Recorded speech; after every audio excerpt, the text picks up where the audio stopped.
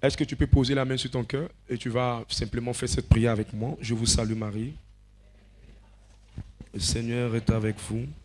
Vous êtes bénie entre toutes les femmes. Et Jésus, le fruit de vos entrailles, est béni. Sainte Marie, Mère de Dieu, priez pour nous, pauvres pécheurs, maintenant et à l'heure de notre mort. Amen. Je vous salue Marie, pleine de grâce. Le Seigneur est avec vous. Vous êtes bénie entre toutes les femmes. Et Jésus, le fruit de vos entrailles, est béni. Sainte Marie, Mère de Dieu, priez pour nous, pauvres pécheurs, maintenant et à l'heure de notre mort. Amen. Que la gloire soit rendue au Père, au Fils et au Saint-Esprit, maintenant et toujours, dans les siècles des siècles. Ô mon doux homme Jésus, pardonne-nous nos péchés, préservez-nous du feu de l'enfer, conduisez au ciel toutes les âmes, spécialement celles qui ont le plus besoin de votre miséricorde. Au nom du Père, du Fils et du Saint-Esprit. Amen. Alors dis à ton voisin, assieds-toi bien, ne me dérange pas, parce que c'est le moment de manger le plat. Dis-lui, ne me dérange pas, voisin. C'est le moment de manger le plat. C'est l'une des raisons pour lesquelles je suis là. Le thème sur lequel je prêche, c'est dominé par le réveil spirituel. Dominé par le réveil spirituel. Dominé par le réveil spirituel. Michel, le chapitre 4, verset 2, va nous donner une vision, une claire vision de ce qu'on appelle le réveil spirituel. De ce qu'on appelle le réveil spirituel. Fais la lecture. Les nations s'y rendront en foule et diront, venez, montons à la montagne de l'Éternel. Montons à la montagne de l'Éternel. Quand vous entendez montagne, c'est montons dans la présence de Dieu. La montagne, c'est là où Dieu est. La montagne, c'est le symbolisme de la présence de Dieu. La montagne, c'est l'image physique de là où Dieu siège. Donc quand on dit venons, montons à la montagne, ça veut dire allons vers Dieu. Allons-y. À la maison du Dieu de Jacob. À la maison du Dieu de Jacob. Il nous enseignera ses voies. Afin qu'il nous enseigne ses voies. Et nous marcherons dans ses sentiers. Et nous marchons dans ses sentiers. En effet, c'est de Sion que sortira la loi. C'est de là-bas qu'on va entendre les enseignements. Les enseignements pour bien choisir son mari. Les enseignements pour bien choisir sa carrière.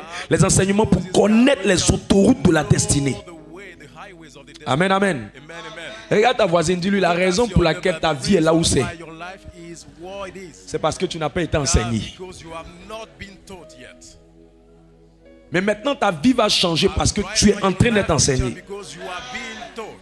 Continue le texte. Et de Jérusalem, la parole de l'Éternel. Vous voyez, les lois, c'est la parole de Dieu. Les lois, c'est l'enseignement de Jésus. Verset suivant. Il sera le juge d'un grand nombre de peuples. Il sera le juge pas de 2 personnes, de 3 personnes, mais d'un grand nombre de peuples. L'arbitre de nations puissantes. L'arbitre des nations puissantes. Lointaines. Celles-ci mettront en pièces leur épée pour en faire des socs de charrues et leur lance pour en faire des sceptres. Aucune nation ne prendra plus les armes contre une autre et l'on n'entendra plus à faire la guerre. Verset 4. Ils habiteront chacun au milieu de ses vignes et de ses figuiers et il n'y aura personne pour les troubler. Ils seront en paix. Car la bouche de l'Éternel, le maître de l'univers, a parlé. Continue. Tous les peuples marchent, chacun au nom de son Dieu. Chacun au nom de son Dieu. Mais nous marcherons au nom de l'Éternel, notre Dieu, pour toujours et à perpétuité. Verset 6. Ce jour-là, déclare l'Éternel, je rassemblerai les boiteux. Je réunirai ceux qui étaient chassés. Je recueillerai ceux qui étaient chassés. Ceux que j'avais maltraités. Parole du Seigneur notre Dieu. Nous rendons grâce à Dieu. Parole du Seigneur notre Dieu. Nous rendons grâce à Dieu. Écoute-moi très bien. Quand nous parlons de réveil spirituel, nous parlons de quoi? Le réveil spirituel, c'est lorsque des foules abandonnent leur ancienne vie pour se tourner vers le Seigneur. Le réveil spirituel, c'est quoi? C'est lorsque les ethnies laissent leurs pratiques ténébreuses pour aligner leur vie aux pratiques de Dieu. Le réveil spirituel, c'est quoi? C'est lorsque une nation honore l'Éternel. La Bible dit heureuse est la nation dont l'Éternel est le Dieu vivant. Le réveil spirituel, c'est quoi? C'est lorsque dans des villes, dans des pays, dans des quartiers, le nom de Jésus-Christ est sublimé. Le nom de Jésus-Christ est élevé. Les gens parlent de Dieu. Le cœur des gens se tourne vers le Seigneur. Les gens courent vers la maison de Dieu. Les gens vont à la messe. Les gens vont aux prières. Les gens vont dans les assemblées. C'est en ce moment qu'on parle du réveil spirituel. C'est en ce moment qu'on voit le réveil spirituel. Frère, la paix d'une nation est liée au réveil de la nation. Et je lève ma main. Qu'un réveil sans précédent arrive en Côte d'Ivoire. Qu'un réveil sans précédent arrive dans cette nation. Mais écoutez-moi bien. Il est impossible avec grand I qu'un réveil arrive quelque part si l'évangélisation ne rentre pas en marche. C'est pourquoi durant ce mois, Dieu m'a dit: enseigne mon peuple sur comment évangéliser afin que le réveil soit déclenché. Parce que chaque nation qui a connu une prospérité, elle a été alignée sur la base de l'évangélisation. Frères et sœurs, quand quelqu'un évangélise, le but de l'évangélisation, c'est pour gagner les âmes. Et c'est quand plusieurs âmes sont gagnées que facilement le réveil est déclenché. Je lève ma main et je prie que ce message rentre dans des cœurs qui sont fertiles. Je prie que le message rentre dans les cœurs qui sont fertiles. Le problème avec plusieurs personnes, je vais aller très vite, c'est que les gens méprisent l'évangélisation. Les gens méprisent la mission. Je peux te choquer? Je peux te dire la vérité? Écoute, la mission, c'est ce que Dieu a confié à toute personne qu'il a accepté, qu'il a connu, qu'il le reconnaît comme son Seigneur et comme son Sauveur. L'évangélisation n'est pas la mission des églises réveillées, des communautés réveillées. L'évangélisation n'est pas la mission de nos cousins. L'évangélisation, c'est la mission de tout enfant de Dieu. Quand tu es chrétien, quand tu es sauvé pour sauver. Tu ne peux pas dire que tu as donné ta vie à Jésus et l'évangélisation n'est pas quelque chose de priorité pour toi. Beaucoup de gens disent: oh, ça c'est l'affaire des gens, ça c'est l'affaire de telle église, ça c'est l'affaire de telle personne, ça c'est l'affaire des hommes de Dieu. Non, la mission d'évangélisation a été confiée à tout le monde. À tout le monde. Si tu n'es pas en train d'évangéliser, c'est que tu n'as pas compris le but de la vie chrétienne. Romains le chapitre 10 verset 9 à 10. J'ai mal qu'un enfant de Dieu sérieux s'élève et il dit: je vais évangéliser, je vais parler de Jésus. Les gens sont les premiers à dire: toi tu es qui? Toi tu es quoi? Ça là c'est pour les églises réveillées là. C'est pour les églises tant. Mais est-ce qu'un chrétien catholique est chrétien ou bien il n'est pas chrétien? Est-ce que Jésus rentre dans le cœur des catholiques et il ne rentre pas dans le cœur des autres églises? Ou bien est-ce que Jésus rentre dans le cœur des autres églises mais il ne rentre pas dans le cœur des catholiques? Est-ce que la Bible a été écrite pour les églises réveillées et n'a pas été écrite pour les catholiques? Si nous suivons un Dieu vivant et réel, j'ai la ferme conviction que le message qu'il a donné, il a donné ça pour tous ses enfants. Il n'a pas donné ça pour un groupe et mépriser un autre groupe. Jamais. Au ciel, il n'y a pas enfant de Dieu d'église réveillée et enfant de Dieu d'église catholique. Au ciel, on reconnaît une seule qualité de personnes, une seule qualité de personnes: les enfants de Dieu. Les enfants de Dieu. Les enfants de Dieu. Les enfants de Dieu. Je prie que l'évangélisation rentre dans ton cœur. Que l'évangélisation rentre dans ton cœur. Lis mon texte. Romains 10, le verset 9 à 10. Si tu confesses de ta bouche le Seigneur Jésus, si tu confesses de ta bouche le Seigneur Jésus, Et si tu crois dans ton cœur que Dieu l'a ressuscité des morts, tu seras sauvé. Tu seras sauvé. La deuxième problématique à l'évangélisation. La première problématique, c'est que les gens disent que c'est l'affaire des églises réveillées. La deuxième problématique de l'évangélisation, c'est que les gens disent, cette histoire d'évangélisation là, il y a des gens qui ont dit qu'eux ils ne sont pas concernés par cette affaire. Parce qu'ils sont gentils. Celle-là, elle est gentille. Lui, là, il fait du bien. Lui, là, il a bon cœur. Celui-là, il est sérieux.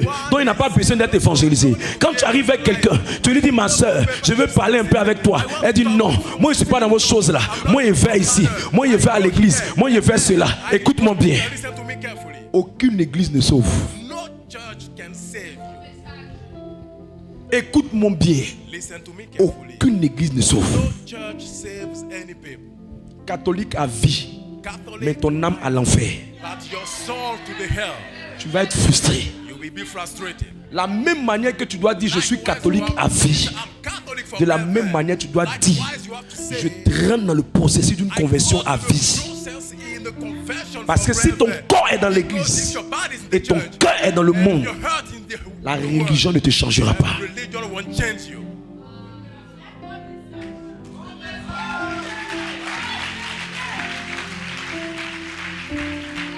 C'est pourquoi beaucoup de personnes camouflent leur inconversion en prenant le vêtement de la religion. Ils veulent prendre la religion comme le moyen de cacher leurs bêtises. Ils veulent prendre l'église comme le moyen de cacher leur inconversion. Je peux te choquer. Si ton cœur n'est pas transformé, si tu n'as pas rencontré Jésus comme Seigneur, comme Sauveur, je te dis, tu n'es pas encore sauvé. Ta gentillesse est de la boue devant Dieu. Celle-là, elle est gentille. Lui, il est gentil.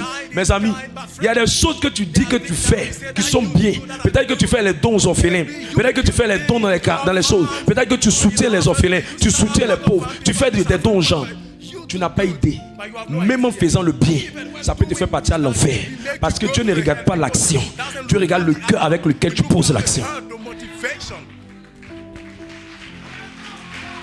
Voilà pourquoi beaucoup de personnes disent moi là je fais le bien, moi là c'est bon comportement. Il y a une seule manière de recevoir Jésus. Il y a une seule manière pour que tu rentres au ciel. C'est de confesser de ta bouche et de croire dans ton cœur à un seul nom, le nom au-dessus de tous les noms, Jésus. Sinon, si on veut marcher dans l'affaire de celui-là est bien, donc il va aller au ciel. Celui-là n'est pas bien, donc il ne va pas aller au ciel. Tu te mets le doigt dans l'œil. Le seul nom qui nous justifie, le seul nom qui nous donne une place dans le ciel, c'est le nom de Jésus. Et pour que ce nom-là rentre à l'intérieur de toi, c'est confesser et c'est croire. C'est confesser et c'est croire. Sinon, si tu fais des bonnes œuvres, que tu n'as pas confessé, tu n'as pas cru, les bonnes œuvres vont t'emmener à l'enfer. Elle est gentille. Si Dieu veut faire le point de ta gentillesse et le point de ta méchanceté, je parie que le côté méchant est plus élevé que le côté bon.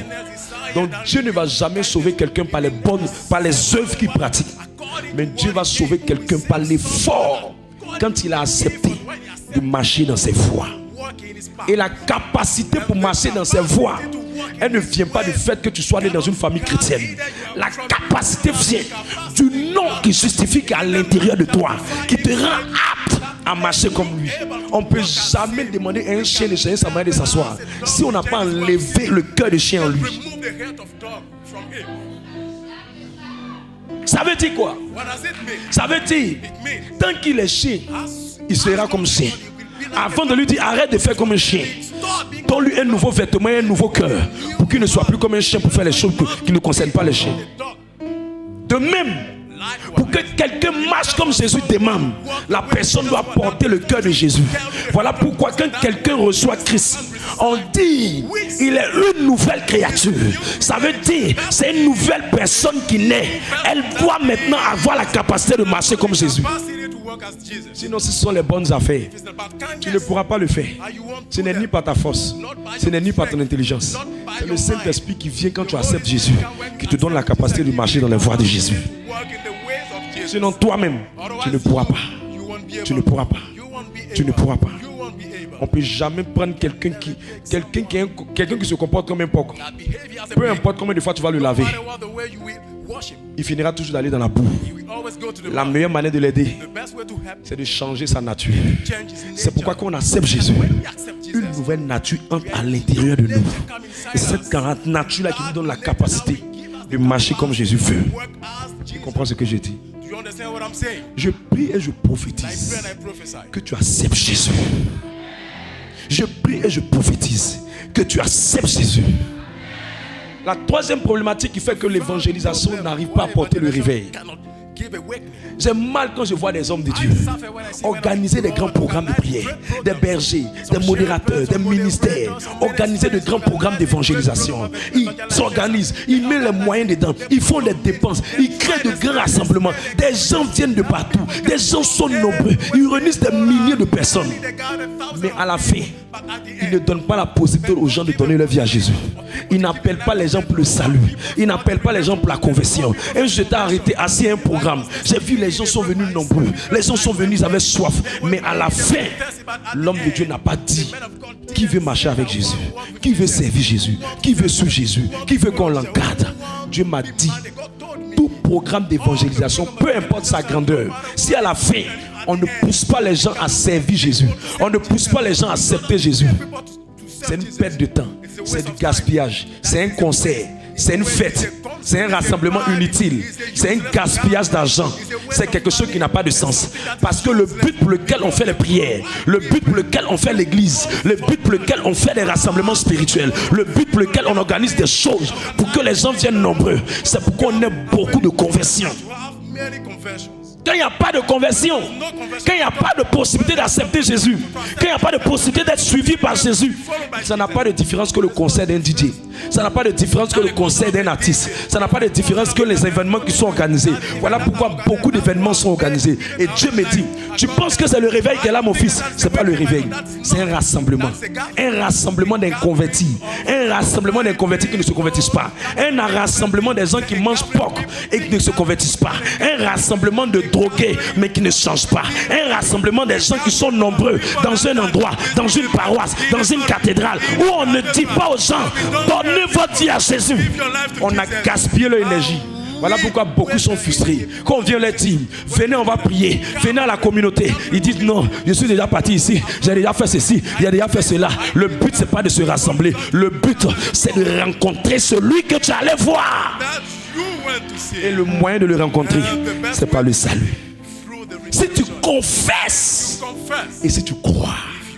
Lis le verset 10. Car c'est en croyant du cœur qu'on parvient à la justice. C'est en croyant du cœur qu'on est justifié. Et c'est en confessant de la bouche qu'on parvient au salut. Organiser programme de prière sans donner la possibilité aux gens de donner leur vie à Jésus, c'est gaspiller le temps. C'est perdre le temps. C'est une grande bêtise. C'est de l'amusement. Oh, ils étaient beaucoup. Oh, les gens étaient nombreux. Oh, tant étaient nombreux. C'est des bêtises. Dieu dit ce sont des bêtises. Même si c'était au stade, ce sont des bêtises. La finalité de toute chose spirituelle, c'est de tourner le cœur des gens vers Jésus. Pas d'appel au salut. Pas de personnes qu'on suit. La prochaine fois on organise. La prochaine fois on organise. La prochaine fois on organise. Mon œil. C'est pourquoi le réveil met du temps. Mais je prie, je prophétise qu'une nouvelle génération se lève. Une nouvelle génération se lève. Une nouvelle génération se lève. Voilà ce que Dieu m'a dit de te dire. L'une des choses que le Seigneur attend pour déclencher le réveil. Tout ce que tu attends sur cette terre, tout ce que tu veux sur cette terre, Dieu n'a pas de problème pour te donner. Dieu n'a pas de problème pour te l'accorder. Dieu n'a pas du mal à t'exaucer. Dieu n'a pas du mal à te donner la bénédiction. Mais Dieu ne cherche pas qui exaucer. Dieu ne cherche pas qui bénir. Dieu ne cherche pas qui rendre grand. Dieu ne cherche pas à qui donner le succès à son concours. Dieu ne cherche pas à qui donner le mariage. Dieu cherche qui va se rendre disponible et il va utiliser la personne pour se glorifier en faisant la mission avec cette personne. La raison pour laquelle tu demandes, tu cherches la bénédiction, mais ça ne vient pas. C'est parce que tu es en train de chercher la bénédiction pour toi. Tu es en train de chercher l'exaucement pour toi. La motivation derrière la bénédiction, la motivation derrière ton exaucement que tu attends, qui tarde, c'est pour toi-même. C'est pas pour la mission. C'est pas pour le salut des âmes. Les âmes ne te disent rien. L'œuvre de Dieu ne te dit rien. Le salut des âmes ne te dit rien. L'église ne te dit rien. L'avancement des projets de Dieu ne te dit rien. Voilà pourquoi tu n'évolues pas. Voilà pourquoi tu n'es pas exaucé. Voilà pourquoi tu n'es pas béni. La finalité de toute vie, c'est salut les âmes. Sinon, quand on a accepté le Seigneur, le même jour on a accepté, il nous fait partir au ciel. Mais s'il nous a gardés sur la terre, c'est parce qu'il y a un but, il y a un plan, il y a une mission, il y a un ministère, il y a quelque chose à accomplir. Sinon, s'il n'y avait rien accompli, il te donnerait ce que tu voulais et il te ramènerait vers le ciel. Ne fais pas les gens à l'enfer vont devenir des évangélistes. Toi-même, lève-toi et commence à devenir évangéliste. Commence à faire la mission. Commence à parler de lui. Commence à envoyer les gens vers lui.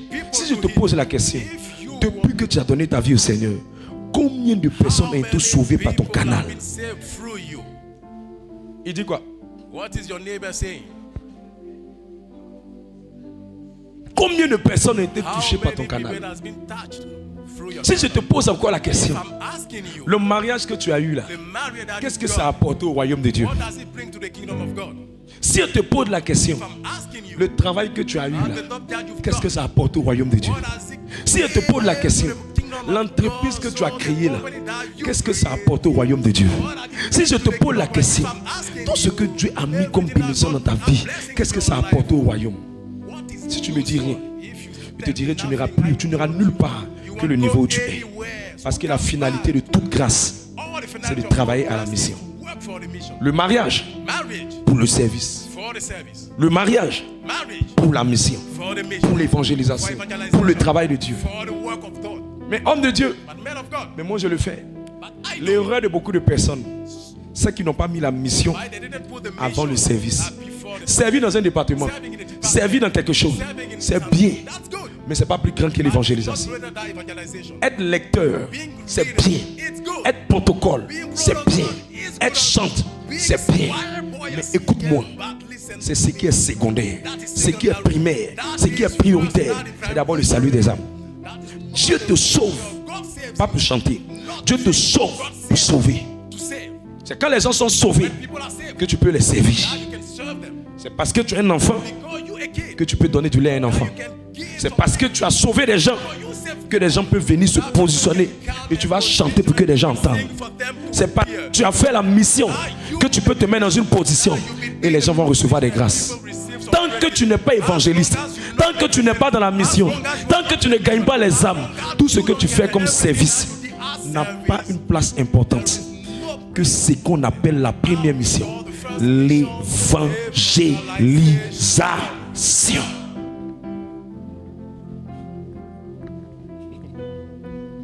Ce qui me fait mal avec Satan, il concentre l'énergie des gens sur les problèmes.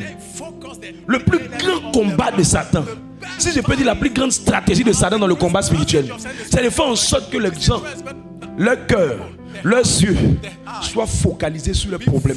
Regarde ce que je vis, regarde ce que je travaille. Je n'ai pas de travail, je n'ai pas de mariage. Regarde, je suis malade. Ils tournent leur cœur sur ça. Et il leur présente les amis qui ont évolué que regarde, tes amis ont évolué. Regarde, les gens avancent. Regarde, toi tu n'avances pas. Il amène les anges pour se moquer d'eux, pour leur dire tu es en retard. Ta vie ne bouge pas. Il fait tout pour que toute ton attention soit focalisée sur toi. Je peux te dire quelque chose? Dis mon prêche. Regarde. Aussi longtemps que Satan t'a eu, il va amener ton cœur sur tes problèmes. Tes problèmes ne vont jamais changer. Le secret que je te donne, c'est de mettre tes problèmes de côté et de te concentrer sur la mission. Pendant que tu seras en train de faire la mission, le problème là, peu importe le degré, la gravité, la profondeur, la hauteur, la racine du problème, Dieu le retournera en témoignage.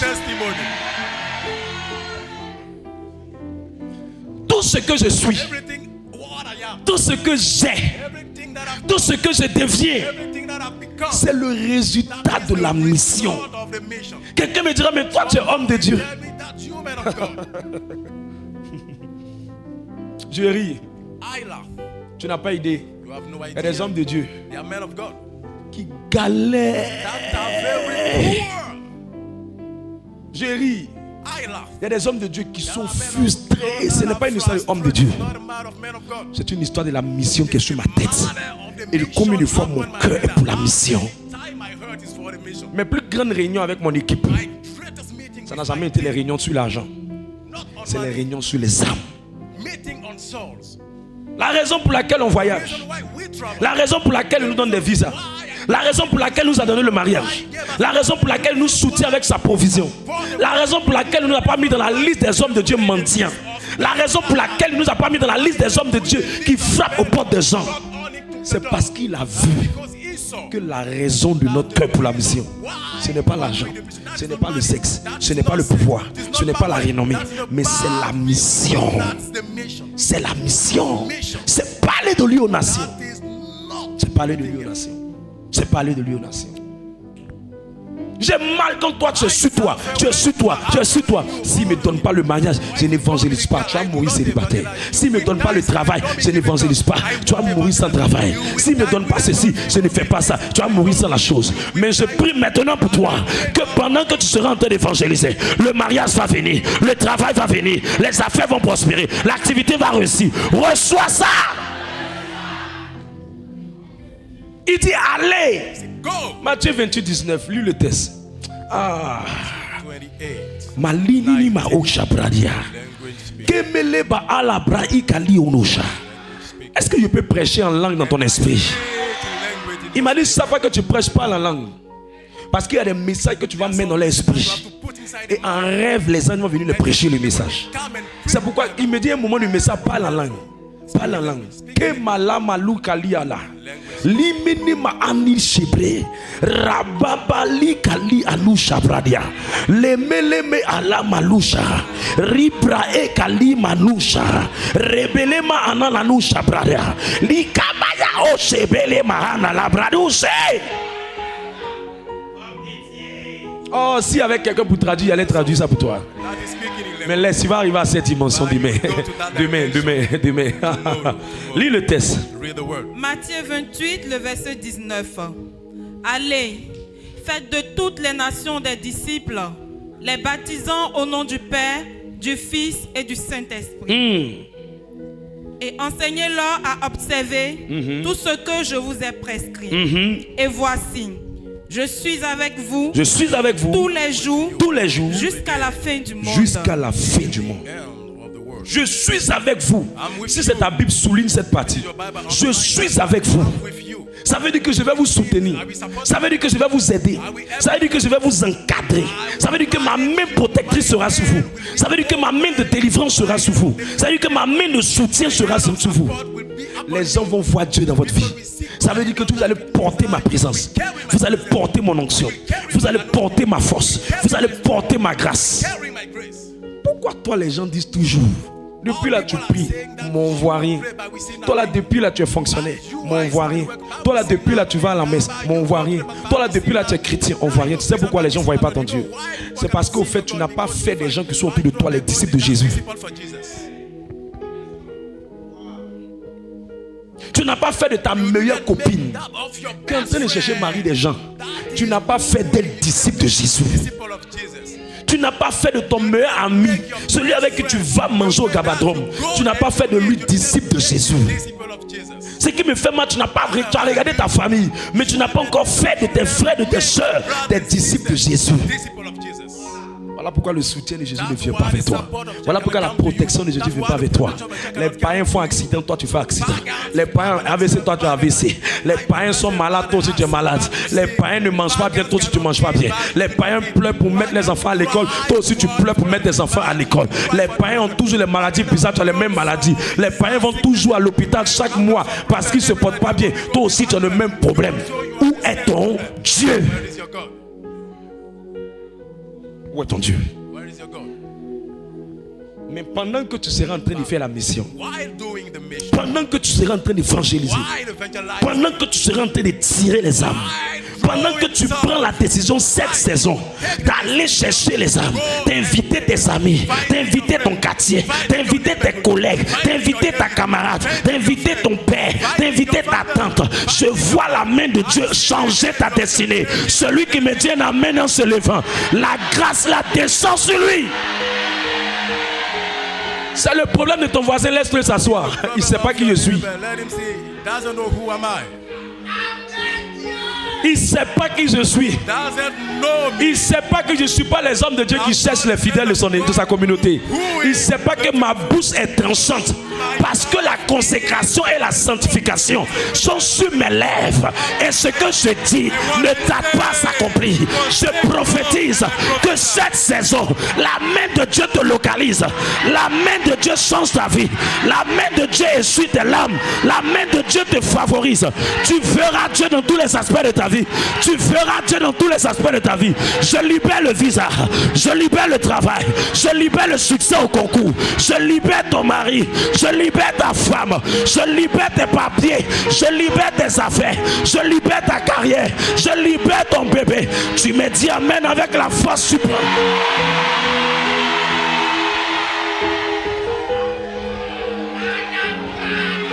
Assieds-toi.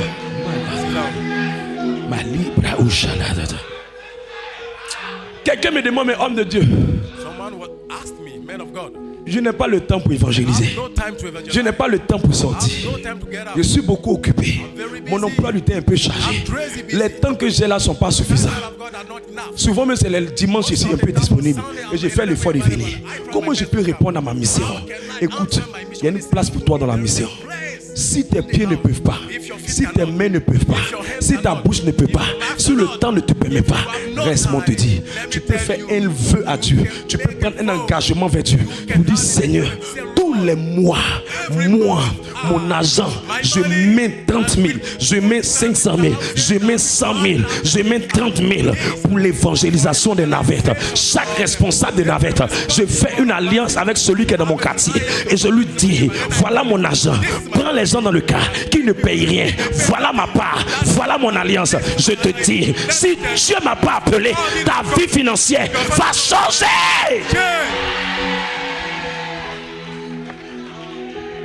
Moi je vois des femmes, tu es en train de vendre des choses, tu gagnes un peu d'argent, tu n'es pas connecté ça à la mission. Tu penses que pour que tes activités marchent, ton commerce d'aloko, ton commerce d'articles, ton commerce de jus, ton commerce de pain, ton commerce de quoi je ne sais quoi, de mèches, de vêtements, tu penses que ça va prospérer parce que tu as de beaux yeux. Ça prospère parce que quand tu manges, Dieu mange. Et la manière de faire manger Dieu, c'est de mettre ton argent dans la mission. Pour que chaque âme qui est dans le cas d'Aboboté, le cas d'Adjamé, le cas d'Akwedo, le cas d'Abobo, pendant que le monsieur est en train de venir, ils peuvent être 30 dans le cas. Mais c'est ton argent qui a payé la navette là. C'est ton argent. Chaque âme qui va dire merci Jésus, chaque âme qui sera visitée, chaque onction qui va descendre, ta part est dedans. Quelqu'un me demande comment je ne sais pas comment il a fait pour échouer. Peut-être que l'échec peut venir, mais je ne sais pas comment ça va se changer en succès. Parce que quand je regarde le nombre de personnes que Dieu est passé par moi pour aider, et eux aussi ils ont gagné d'autres personnes, sur les comptes de bénédiction, il y a ma part aussi dedans. J'ai ma part dedans. Quand un berger gagne quelque part, les âmes qui gagnent là, j'ai ma part. Parce que c'est moi qui l'ai gagné, c'est moi qui l'ai amené dans la mission. Donc j'ai ma part. Donc comment même je vais échouer? Toi tu as pas ta part dans quoi? Quand une âme vient par ton argent, tu vas voir ce qui va se produire. Reçois cette grâce. Quelqu'un me demande où je vais évangéliser. Pas besoin d'aller d'abord dans la rue. C'est simple.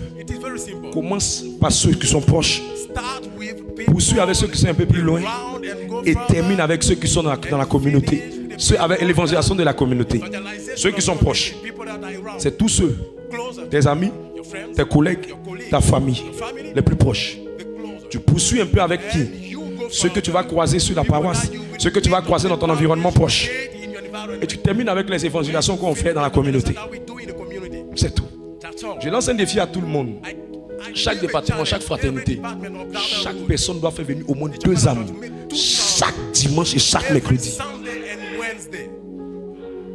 Tu vas voir comment ta vie va fleurir. Tu vas voir comment ta vie va bouger. Quand je veux voir quelqu'un aller loin, je lui donne la mission. Parce que c'est la mission qui fait que Dieu rentre en mission dans ta vie. Je n'ai pas encore. Quelqu'un n'a pas compris. C'est le fait de rentrer dans la mission qui amène Dieu à te rendre aussi ministère en rentrant en mission dans ta vie. Oh, laisse ton amen prendre ce message. Malabro shebe analabradi kalusha. Comment je fais pour gagner les âmes? Comment je fais pour gagner les âmes? Jean le chapitre 4 verset 28 à 30. Jean 4 le verset 28 à 30. Alors la femme, ayant lâché sa cruche, s'en alla dans la ville et dit aux gens: venez voir un homme qui m'a dit tout ce que j'ai fait. Ne serait-ce point le Christ? Il sortit de la ville et il vint vers lui. Il sortit de la ville et il vient vers lui. Je lève ma main. Dieu suscite des évangélistes de cette taille. Dieu suscite des évangélistes de cette taille. Écoute-moi bien. Les âmes là, que vous voyez là, ils sont dans le règne spirituel. Ah, écoutez, logiquement, avec le secret que je vous donne, aucun berger ici, si tu écoutes mon message, le type de femme que tu veux avoir, tu peux avoir.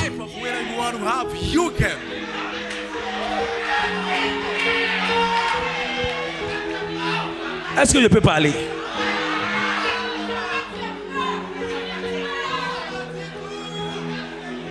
Si tu écoutes mon message, tu es un homme d'affaires. Le type de client que tu vas avoir, tu peux l'avoir. Les hommes sont d'abord spirituels avant d'être physiques. Les hommes sont d'abord des esprits. Les hommes que vous voyez là, ils sont d'abord esprit, âme et corps. Et moi, quand je vois des gens qui veulent aller les gagner, et ils veulent les gagner avec des actions physiques, je me dis qu'ils se trompent. Tu ne peux pas gagner une entité spirituelle avec des actions physiques. Comment ça? On dit âme. C'est le corps on voit. Âme et esprit là tu vois pas. Donc comment ce sont les actions physiques qui peuvent te permettre d'attraper des entités spirituelles? Voilà pourquoi la Bible dit en 2 Corinthiens, en 1 Corinthiens, verset 20, 5 verset 20, il dit qu'il a racheté nos âmes.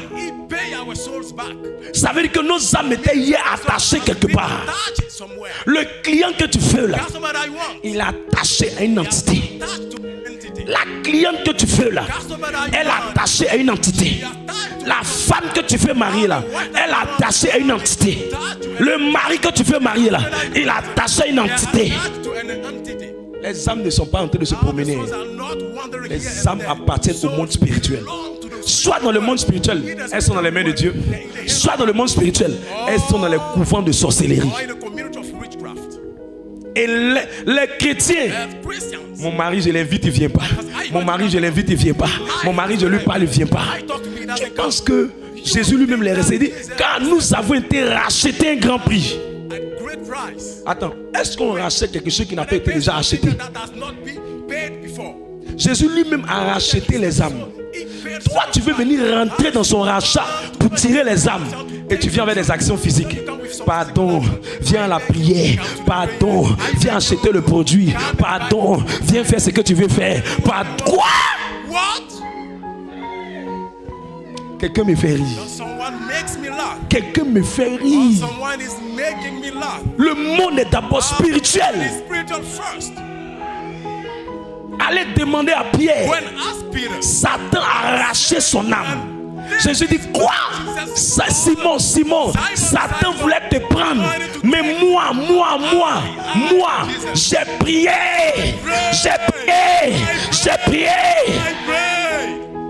Et Simon qui était en train de partir est revenu. Il est devenu un grand évangéliste. Les âmes les plus difficiles, ce sont les âmes qui portent le plus de grandes destinées. Qui était Simon? Il était celui qui allait être le pilier de l'église. Quand tu invites quelqu'un, il dit non. Quand tu invites quelqu'un, il te double. C'est pas lui. Satan combat ce qu'il va venir recevoir. Satan combat ce qu'il va devenir. Satan combat ce qu'il va être. Satan ne combat pas ce qu'il est. Satan combat ce qu'il recevra. Satan combat ce qu'il sera. Satan combat ce qu'il va accomplir. C'est pourquoi il dit jamais te laisserai venir.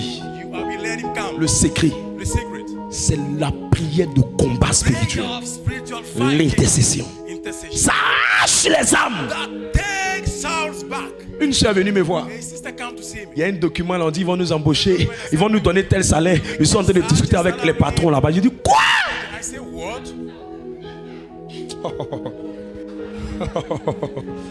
Tu me connais pas encore. Les malibra ikaliadada. Les gens pensent qu'on, les gens me font rire. Je vois des ministères. Ils me font rire. Ils disent nous avons un jour d'intercession et que nous allons intercéder. Les gars de renouveau là, on va intercéder tous les vendredis parce que la prière c'est tous les dimanches. Il faut les voir maintenant, 2 heures d'intercession. Ils font prière. 3 personnes. S'il n'y a pas l'intercession, le combat spirituel, si vous réunissez la foule, moi je jette mon micro. Je jette mon micro. C'est impossible. Dieu m'a dit, problème de cette fille-là, travaille aux 2 portes de la nuit. Avant 7 heures. Combat à partir de 22 heures. Et attaque ça avant 6 heures. J'ai limé les 2 prières avant 7 heures. J'ai rencontré dans le règne de l'esprit son patron.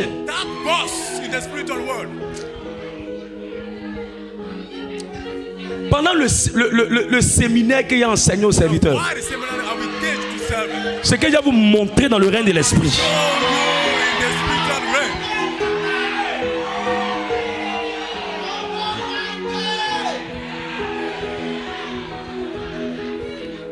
J'ai commencé à prier. Et le lendemain, le monsieur dit un document est sorti. On va t'embaucher. Ils ont augmenté son salaire. Nous n'avons pas la force physique. Nous avons la force dans le règne de l'esprit. Regardez la Bible. Un homme s'appelle Simon. Écoutez son histoire. Hein. Il veut gagner les âmes. Il rentre dans le jeûne et la prière. Quand vous lisez le livre des Actes des Apôtres, le chapitre 10, verset 17, on dit Simon a tellement jeûné et prié qu'il était en train de dormir. Il y a un ange qui va. Je connais. Et il dit à Corneille, je vais t'envoyer ce Simon. Et Corneille ne comprend pas. Quelque chose le conduit. Corneille ne comprend pas. Quelque chose le conduit vers Simon. Et l'ange dit à Simon, il y a des gens qui sont venus te chercher. Ce que les gens ne savent pas, les âmes là, on les attire, on les appelle, on les attire par la prière. Un ministère qui veut gagner plus d'âmes, une fraternité qui veut gagner plus d'âmes, un département qui veut gagner plus d'âmes. Bombarde dans la prière. Bombarde dans la prière. Regarde, il dit, Acte 10, verset 20, il dit, lève-toi, descends et pars avec eux sans hésiter. C'est moi qui les ai envoyés. Il a tellement prié que ce n'est pas lui qui allait chercher les âmes. Ce sont les âmes qui vont venir le chercher. Après ce moment, je vois les clients qui vont se lever pour venir vers toi. Je vois les opportunités vont se lever venir vers toi.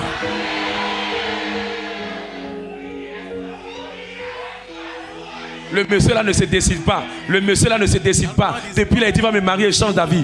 Tu ne sais pas. Tu ne sais pas. Ça dépend à qui tu as confié le dossier. Sinon, la prière. La prière. prière, la prière, la prière, la prière, la prière, la prière, la prière. Le décret sera changé. Dans la même Bible, les gens avaient rejeté Jésus. Ils disent on veut Barnabas. On ne veut pas Jésus. Ils ont refoulé Jésus. Un jour, Pierre et les apôtres se sont réunis. 10 jours de prière, 10 jours dans l'intercession. Ils ont tellement prié qu'à un certain moment, on dit quand Pierre s'est levé en acte 2, 41, 3000 personnes ont été réunies, sans évangélisation. Ils sont quittés où? La prière attire les âmes. La prière attire les âmes. Il n'y a aucune fille qui peut dire non à un homme de prière. C'est un dormeur. C'est parce que tu es un dormeur. Sinon, si toi tu ne la maries pas, il n'y a aucune entité qui va la laisser tranquille. C'est parce que toi-même tu ne te lèves pas dans l'esprit.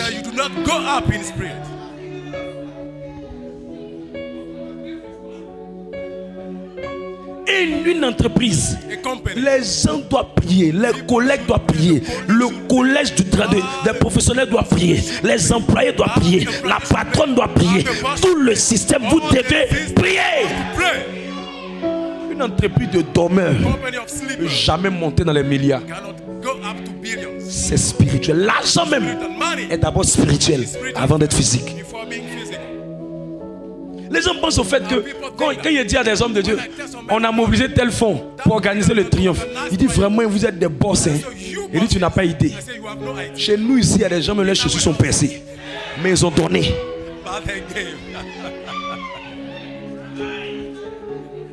Je les ai appelés dans le règne de l'esprit.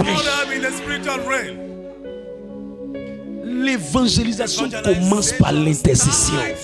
Si on peut se lever dans la prière, vous allez voir les choses vont changer. Un autre homme dans la Bible s'appelle, la Bible donne le nom, on parle de lui, on dit il s'appelle, comment il s'appelle? Philippe. On dit Philippe était quelque part. Il ne connaissait rien. Mais en acte 8, le neutre éthiopien, Dieu fait disparaître Philippe pour le faire apparaître sur le neutre. Quand les gens disent non, on te voit dans mes rêves, on te voit ceci, on te voit cela là. Vous pensez que c'est quoi? C'est une dimension de l'esprit. Il y a un homme de Dieu dormait, ne peut pas vivre ça. Un homme de Dieu qui est là, mangeait pas qu'au fou qui dort.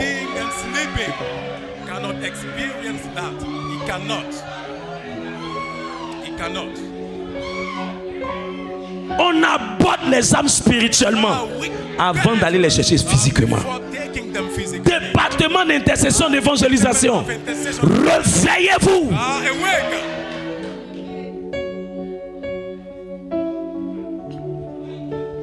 On aborde les gens spirituellement avant d'aller les chercher physiquement. Proverbe le chapitre 7 verset 1 dit, il y a beaucoup de projets dans le cœur de l'homme, mais ce sont les desseins de l'Éternel qui se réalisent. Ça veut dire quoi?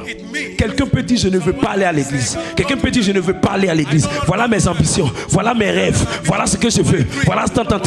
Mais si tu pries, tu peux amener cette personne à emprunter le chemin de la foi. Si cette parole est vraie, il n'y a aucune âme qui est difficile pour quelqu'un qui la bombarde dans la prière. Préparez-les dans la prière. Quand c'est bien préparé, Dieu ne te conduit pas vers les hommes charnels, il te conduit vers les gens qu'il a déjà préparés. Quand tu sors, tu vas vers ce que Dieu a déjà préparé. Tu ne peux pas sortir pour aller évangéliser sans arracher les âmes. On les arrache. D'autres sont dans les couvents, d'autres sont dans la mer, d'autres sont dans les eaux, d'autres sont dans les profondeurs. Il faut les arracher. Tu ne sais pas pourquoi tu es là, tu dors. Luc 10 verset 2, lis le texte. Ah.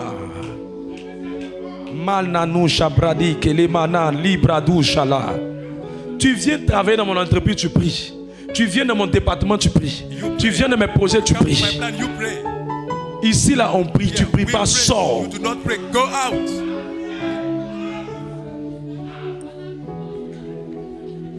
Le Le monsieur est en train de jouer avec toi.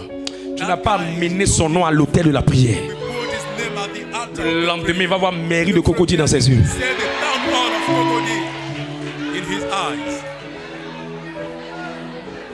Lis le texte. Luc 10, le verset 2. Il leur dit: la moisson est grande, mais il y a peu d'ouvriers. Priez donc le maître de la moisson d'envoyer des ouvriers dans premier ministère de quelqu'un qui veut être un grand gagneur d'âme, c'est le combat spirituel et l'intercession. Le premier ministère, on les arrache dans l'esprit, on les gagne dans le physique. Avant de sortir, bombarder dans la prière, bombarder dans la prière, bombarder dans la prière. Un ministère qui prie beaucoup en langue, en français, en langue, en français, va atteindre des dimensions qui vont arracher les âmes. Cette saison, je t'envoie en mission pour enlever les gens de l'enfer et les amener sur le chemin de Jésus-Christ. Quels sont les bénéfices de l'évangélisation? Regarde, quand quelqu'un commence à évangéliser, il devient beau. Ésaïe 52, verset 7 dit: ils sont beaux, les pieds de ceux qui annoncent l'évangile. Si tu veux, commence à annoncer l'évangile aujourd'hui. Jusqu'à la fin du mois, ta vie aujourd'hui, ton visage aujourd'hui, tes gros boutons d'aujourd'hui. Et je te donne 2 mois. Tu vois comment ta vie va changer. L'évangélisation rend beau. Tu vois pourquoi tes pieds sont vilains. Tu vas arrêter d'évangéliser. En fait, ils sont beaux. Ça veut dire que vous ne serez jamais rejetés partout où vous allez. Ils sont beaux. Ça veut dire que vous allez avoir possession des territoires. Ils sont beaux. Ça veut dire que votre vie passée ne sera jamais égale à votre vie présente. Vous allez aller toujours de victoire en victoire. Vous allez aller toujours de grâce en grâce. L'évangélisation embellit la vie. Deuxième avantage de l'évangélisation. L'évangélisation permet de détruire la méchanceté. Tous ceux que vous voyez ici qui viennent à la prière, si Dieu ne l'avait pas gagné, je connais une fille qui a appelé une dame. Elle dit: ton mari est moi ici. Qui c'est mon chéri? Le niveau de méchanceté de la fille était trop élevé. La femme a pleuré parce qu'elle est venue parler de ça avec moi. Je connais plein de jeunes filles ici. Elles aident des gazous la doubleuse. Mais comme on les a arrachés, la méchanceté a diminué. Quelqu'un a dit non. Pourquoi ce sont des gens comme ça qui viennent? Il n'y a aucune âme à mépriser. Parce qu'il n'y a aucun péché que tu peux négliger. La raison pour laquelle il y a la sorcellerie dans ta famille, c'est parce que ton oncle là, qui fait la sorcellerie là, tu l'as pas encore arraché. La raison pour laquelle tes parents ne sont pas disposés pour les choses qui vont bénir ta vie, c'est parce que tu ne les as pas arrachés. L'évangélisation, ça détruit le pouvoir de l'injustice, de la méchanceté. Ça change le cœur des gens. Il y a des gens qui étaient de grands voleurs. C'est l'évangélisation qui a fait qu'on les a arrachés. Aujourd'hui, même si ce n'est pas le grand vol, au moins il a dosé un peu. Et il est sur le chemin. L'évangélisation diminue l'injustice. Évangélise. Non, les filles de maintenant là, elles aiment chercher mari des gens. Arrache-la et amène-la à la prière. Tu vas diminuer la liste des filles qui cherchent garçons. Parce que l'évangile, elle va venir apporter la lumière dans son cœur. J'ai fini. Que Dieu te bénisse.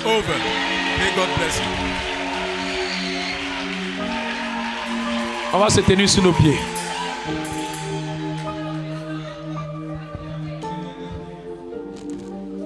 Lève la main d'autorité. Mon Père, dépose sur moi l'onction, le feu pour la mission.